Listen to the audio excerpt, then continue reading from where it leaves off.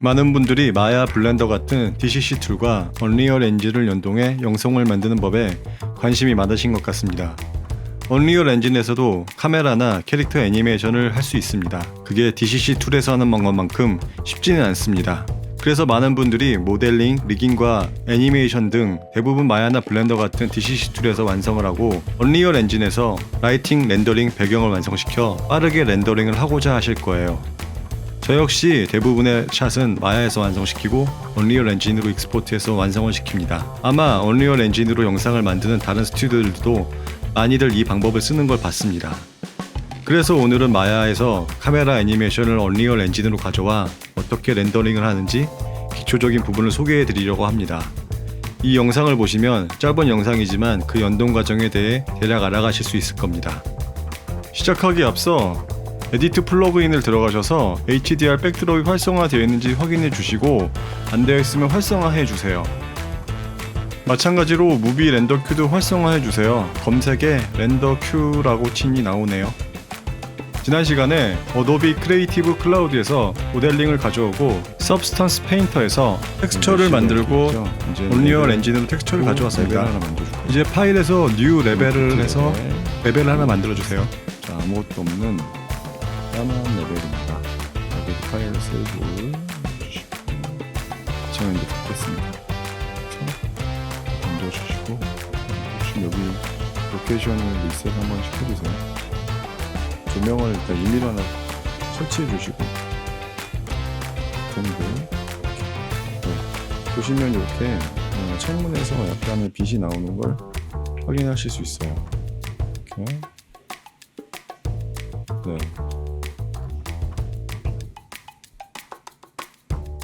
그렇죠? 이제 창문에서 빛이 나와야 되니까 이렇게 주시고 창문에 위치를 놓겠습니다. 라이트를 크기를 조정해주고 위치를 맞게 조정해주세요.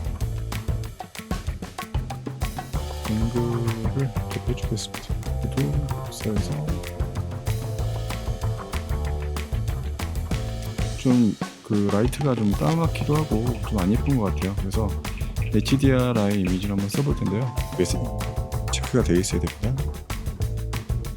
All classes. 그래서 HDRI 이렇게 백드롭 해주시면 이렇게 나오죠. 네, 이렇게 HDRI 백이 나온 걸 확인하실 수 있습니다.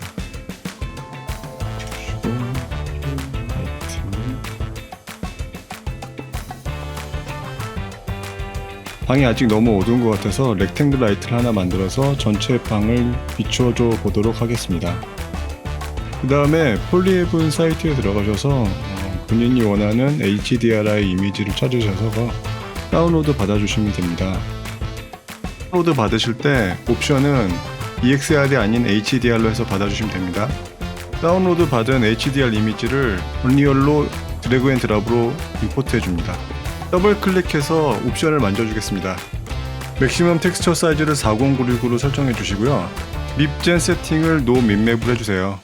가져온 HDR 이미지를 HDR 백드롭에 적용시켜 줍니다. 이렇게 분위기가 바뀌었습니다. 플랜을 하나 생성해서 바닥을 만들어 주도록 하겠습니다. 머티리얼을 하나 만들어 줄 건데요. 컨텐츠 창 빈 곳에 오른 클릭해서 머티리얼을 클릭해주고 이름은 플로어라고 해주겠습니다. 더블 클릭해서 만들어진 머티리얼에 색상을 입혀보겠습니다. 자, 선본 누르고 이렇게 클릭하면 이렇게 생겨요. 색상 파라미터를 더블 클릭해서 원하는 색상을 지정해줍니다. 플라이를 누른 상태에서 빈 곳을 클릭해주면 콘스턴트 노드가 생성되고 이를 드래그 앤 드랍으로 러프니스에 연결해주세요. 저는 러프니스 값을 0.7로 머티리얼을 저장하겠습니다. 네, 좋습니다. 저장된 머티리얼을 선택하고 바닥에 머티리얼을 적용시켜주세요. 카메라를 만져볼 건데요. 자, 이제 이 정도로도 나쁘지 않은 것 같아요. 마야에서 카메라를 갖고 와보겠습니다. 마야로 돌아가셔서 마야에서 카메라를 하나 생성해 주시고 카메라 애니메이션을 해주세요. 출력되는 영역을 보기 위해 리졸루션 게이트를 활성화했습니다. 저는 키프레임 1로 시작해서 300프레임으로 끝으로 하는 간단한 움직임을 만들었습니다. 이렇게 1프레임에서 시작해서 300프레임으로 끝나는 애니메이션이 되었습니다. 이제 카메라가 선택된 상태에서 애니메이션 모드로 가셔서 키 메뉴에 베이크 시뮬레이션을 누르시고 화면과 같이 세팅해주고 베이크 버튼을 눌러주세요. 그럼 화면과 같이 카메라 애니메이션이 1프레임부터 300프레임까지 베이크가 된 것을 확인하실 수 있습니다. 카메라 선택된 상태에서 익스포트 셀렉션을 해주세요. 파일 타입은 FBX로 해줍니다. 옵션에서 애니메이션이 체크되어 있는지도 확인해주세요. 애니메이션. 저는 캠이라는 이름으로 카메라를 작업하는 위치에 저장해 주었습니다. 언리얼 엔진으로 돌아와서 컨텐츠 창 빈 곳에 오른 클릭하셔서 레벨 시퀀스를 하나 만들어 주세요. 저는 디오라마 시퀀스라고 이름을 지었습니다. 이 디오라마 시퀀스를 더블 클릭하면 이렇게 시퀀스를 편집할 수 있는 창이 나옵니다. 상단에 카메라 같이 생긴 아이콘을 클릭하면은 시퀀스 창에 타임바가 생성된 것을 확인할 수 있습니다. 그러면서 뷰포트에 있는 화면도 바뀌었는데요. 새로 생성된 카메라로 바라보는 뷰로 보이는 것이기 때문입니다. 카메라를 선택하고 오른 클릭해서 임포트를 선택해 주세요. 좀 전에 마야에서 익스포트한 캠이라는 파일을 선택해 줍니다. 그럼 이렇게 옵션이 나오는데 화면과 같이 설정해 주시고 임포트 버튼을 눌러주세요. 현재 시퀀스 창에 프레임이 165까지밖에 표시를 못하니까 넉넉하게 한 400프레임 정도로 늘려주었습니다. 시퀀스 창에서 맨 위에 저렇게 그림이 나온 것들을 끝까지 400프레임까지 늘려주시고요. 그 다음에 이렇게 움직임을 확인하실 수 있습니다. 그 다음에 포커스 세팅을 할 건데요.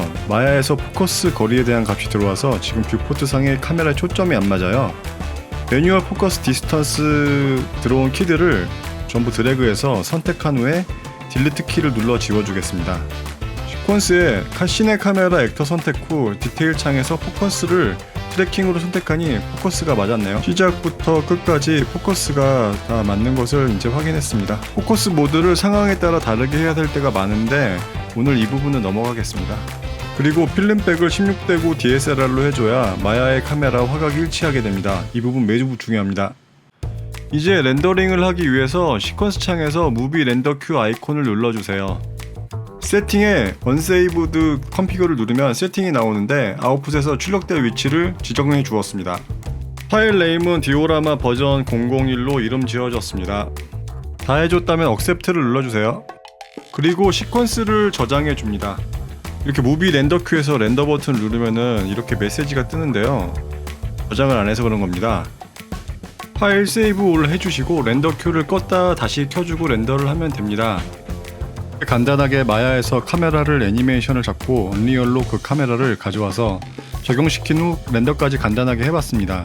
디테일하게 하려면 많은 시간이 소요되기 때문에 오늘은 간단히 소개하는 정도로 끝내겠습니다. 언리얼 엔진과 마야 같은 DCC 툴과 이렇게 연동을 하는구나 정도로 봐주셨으면 좋겠네요. 그래도 짧은 시간이지만 굉장히 빠르게 결과물을 볼 수 있어 빠른 결과물을 원하는 분들에겐 좋은 선택일 수 있을 것 같습니다. 시청 감사합니다.